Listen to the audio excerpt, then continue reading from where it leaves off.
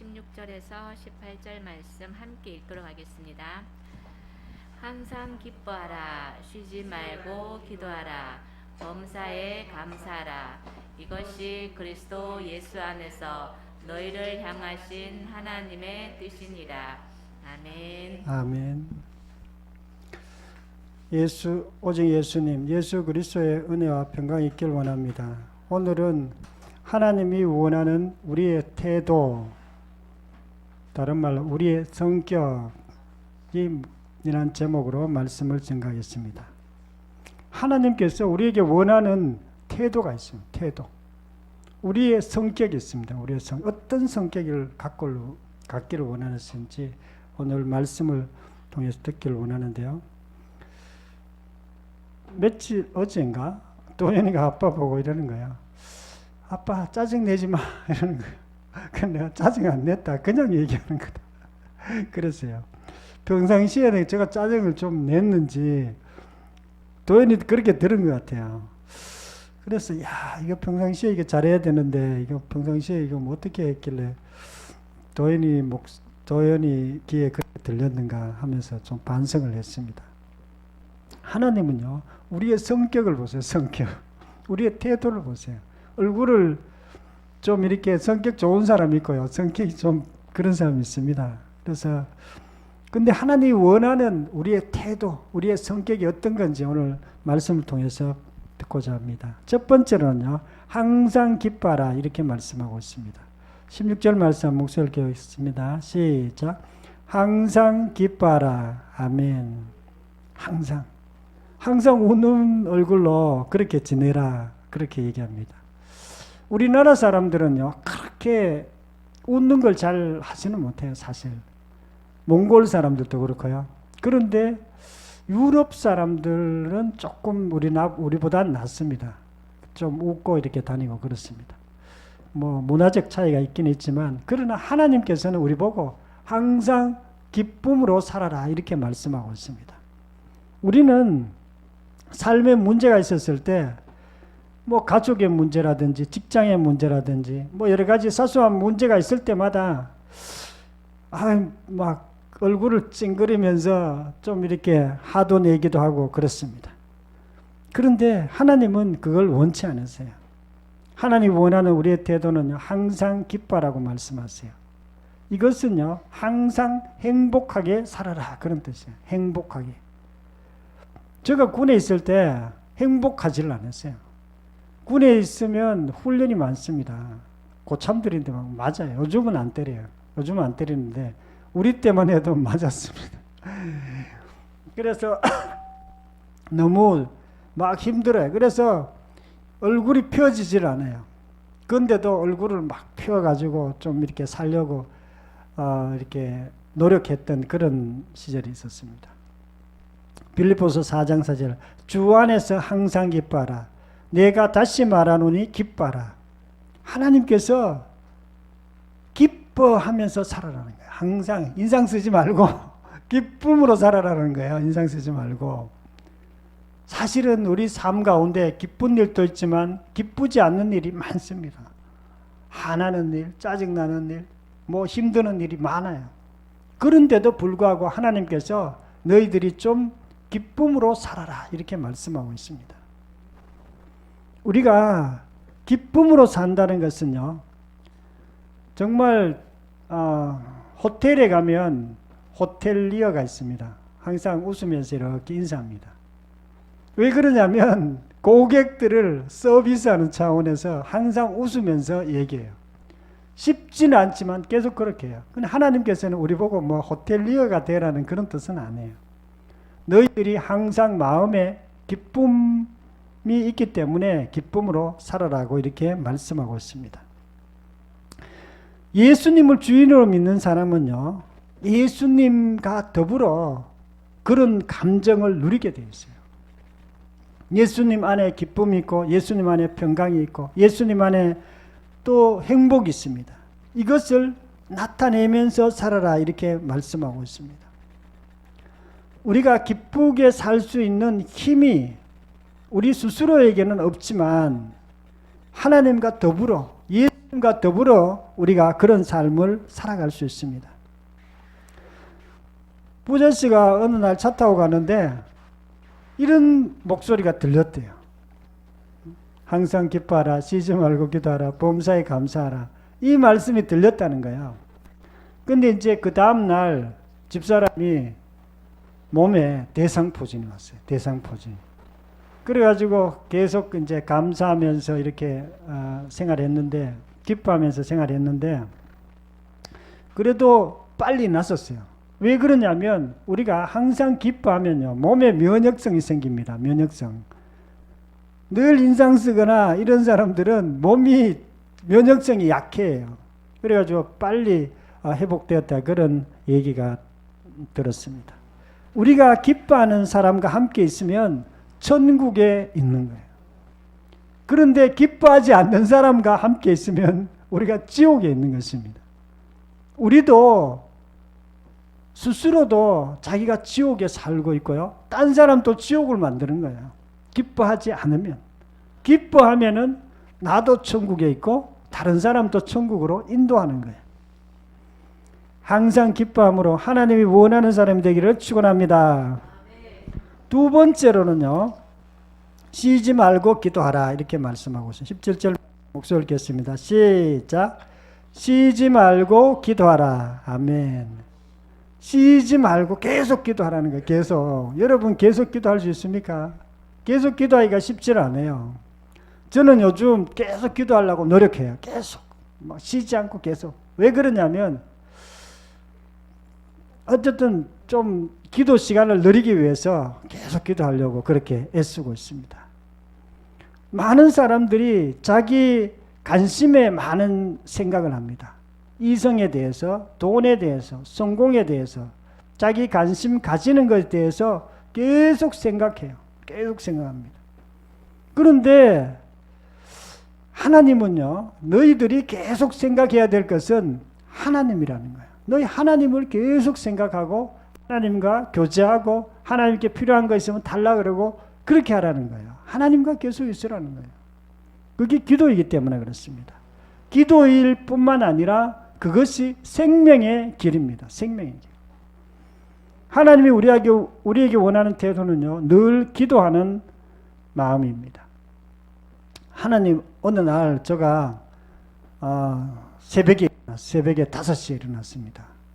매일 5시에 일어나지만 5시에 일어났는데 막 생각이 나는 거예요. 막 머리가 복잡한 거야. 부자씨 얘기한 것도 생각나고, 도연이하고 얘기한 것도 생각나고, 교회에서 하던 일도 생각나.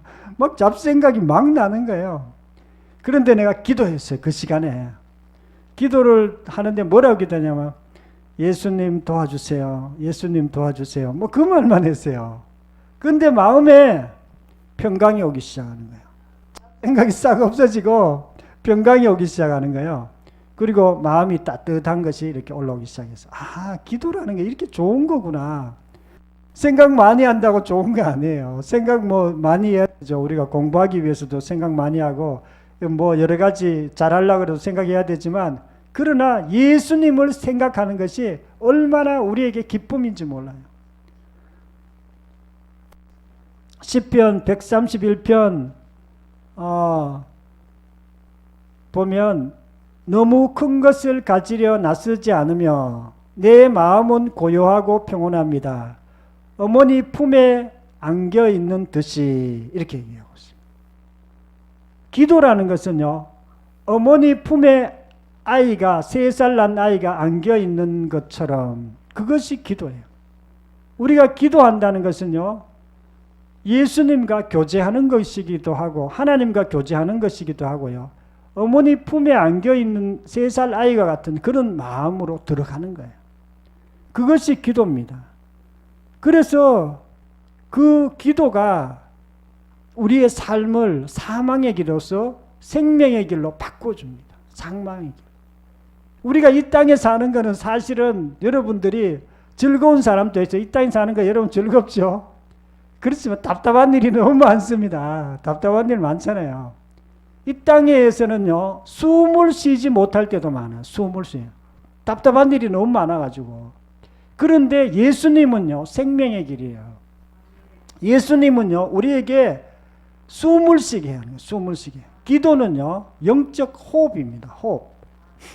영적 호흡이란 말은 예수님께 나가면 숨을 쉬어요. 뭐 답답한 일이 많지만 예수님께 나가면 숨을 쉴 수가 있어요.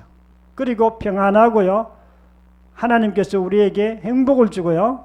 자유를 주고요. 예수님께서 우리에게 지혜를 주세요. 지혜. 우리가 갈 길이 어디로 가야 되는지 그것도 가르쳐 주세요. 그래서 예수님 안에서 기도하는 것이 우리 인생의 가장 중요한 일이에요. 그래서 하나님도 우리에게 너가 늘 항상 기도하라 이렇게 말씀해요. 항상. 너는 항상 하나님 안에서 기쁨을 누리며 하나님 안에 자유를 누리며 하나님 앞에서 너가 정말 쉬어라 이런 뜻이에요. 기도는 그런 것입니다. 기도는 뭐 하나님께 이것 주세요 저것 주겠어요 뭐 그런 것도 있지만 그거는 두 번째예요. 첫 번째는 하나님과 교제하는 것입니다. 우리를 사랑하시고 우리에게 뭔가 주기를 원하시고 달라고 하는 것보다 더 주시는 분이 하나님이세요. 그래서 우리가 하나님께서 늘 기도하라고 이렇게 말씀하고 있습니다. 빌립보서 4장 6절에 아무것도 염려하지 말고 모든 일에 기도와 간구로 너희 구할 것을 감사함으로 하나님께 하리라. 그리하면 모든 지각에 뛰어난 하나님의 평강이 너희 마음과 생각을 지키시리라. 하나님께서 너희들이 이 세상에서 아무 걱정하지 말라는 거예요. 여러분 걱정거리 있죠? 걱정하지 말라는 거야. 걱정 필요 없다. 미래에 대해서 걱정하지 마라. 하나님께서 좋은 길로 인도하세요. 우리 좋은 직장 주시고요. 또 건강 주시고요. 좋은 아내와 좋은 남편 주고요. 또 우리가 앞으로 잘 되게 해주세요. 염려하지 말고 감사함으로 하나님께 기도하라는 거예요. 기도. 하나님 이것 주세요. 이거 주세요. 그리하면 하나님께 우리 생각을 지켜주세요. 불안한 마음에서 평안의 마음으로 바꿔주십니다. 행복의 마음으로 바꿔주세요. 그래서 우리가 항상 하나님 앞에서 기도해야 돼요. 늘 기도하는데 저는 뭐 약간 불안할 때도 있어요. 사실 그러면 항상 하나님께 기도해요. 예수님 도와주세요. 예수님 도와주세요. 이렇게 기도해요. 그럼 뭘 도와달라는 뭐 구체적으로 얘기도 안 해요. 어떨 때는 구체적으로 얘기 안 하지만 그냥 도와달라는 거예요. 그냥 그러면 하나님께서 이상하게 마음을 평온케 하시고 또 저를 이렇게 잘 갈 수 있도록 인도하시는 것을 이렇게 경험합니다.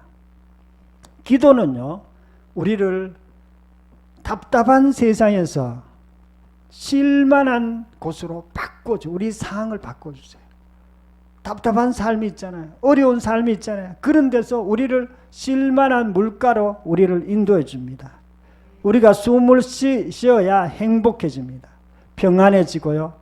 그리고 우리가 마귀를 이기고 죄를 이기고 우리가 삶의 근본적인 문제들을 해결해 줘요. 삶의 근본적인 문제들. 하나님이 원하는 태도는 기도하는 마음인 줄 알고 늘 기도하기를 축원합니다. 세 번째로는요. 범사에 감사하라 이렇게 말씀하고 있습니다. 18절 말씀 목소리 읽겠습니다. 시작. 범사에 감사하라. 아멘. 범사에 감사란 말은 어떤 일 있어도 다 감사라는 거예요. 어떤 일이 있어도 늘 원망 불평하는 사람이 있습니다. 저는 얼마 전에 유튜브를 봤어요. 40대 청년이.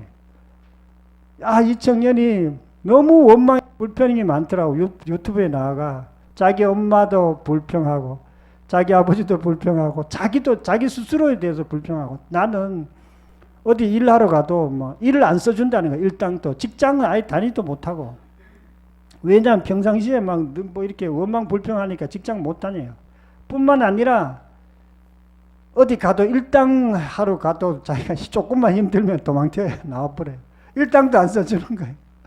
그래서 막 자기 삶에 대해서 원망 불평하고 또 전쟁이 일어났으면 좋겠대. 아까 그 간증했던 아가씨는 자기가 차에 치여 죽었으면 좋겠다 그랬잖아.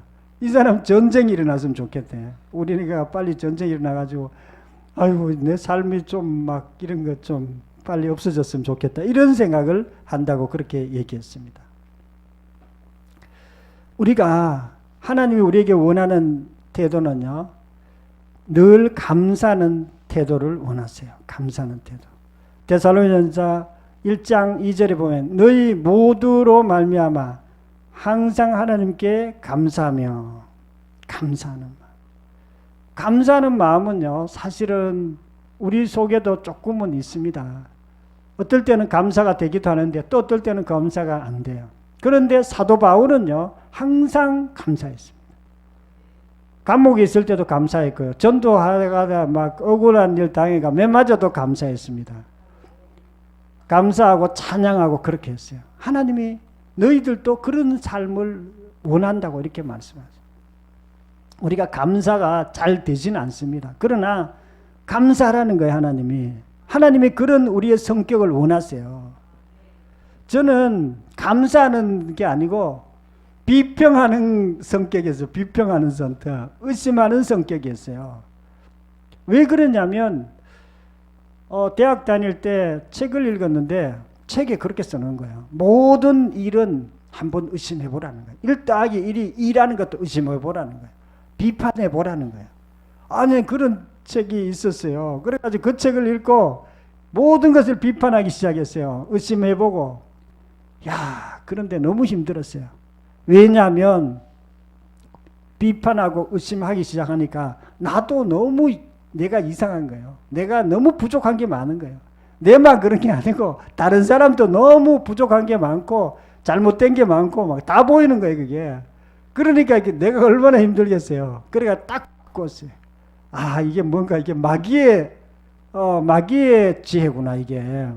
하나님의 지혜는 우리 보고 항상 감사라고 얘기했는데 마귀는 항상 비판하고 의심해 보라는 거예요. 반대로 가르친 거예요. 감사하는 환경에서만 감사하는 것이 아니고 우리가 감사하지 않는 그런 환경에서도 하나님께서 우리가 감사하기를 원합니다. 감사하는 삶의 가장 근본은요, 부활하신 예수님을 만나고 그분을 주인으로 믿을 때 진짜 감사가 바뀌어요. 이 감사하려고 잘 안 됩니다. 우리의 사고가 바뀌어야 돼요. 가치관이 바뀌어야 됩니다. 내 관점에서 보면 부족한 것이 많습니다. 그러나 우리는 우리 관점에서 사는 자가 아니에요. 하나님의 관점에서 사는 자가 우리 그리스도인입니다. 말씀의 관점에서 사는 자가 바로 우리 그리스도인이에요. 말씀의 관점에서 나를 봐야 내가 제대로 보여요. 다른 사람이 제대로 보여요. 내 관점에서 보면 내가 제대로 보이지 않으면 내 부족한 것만 자꾸 보이는 거예요. 그런데 하나님의 관점에서 나는 누구예요? 하나님 관점에서 나는 하나님의 자녀입니다. 천국 시민이에요. 왕같은 제사장입니다. 항상 기뻐하고 항상 감사하는 존재가 나예요. 딴 사람을 사랑할 수 있는 존재가 바로 납니다. 하나님 보시기엔 나를 그렇게 보고 계세요.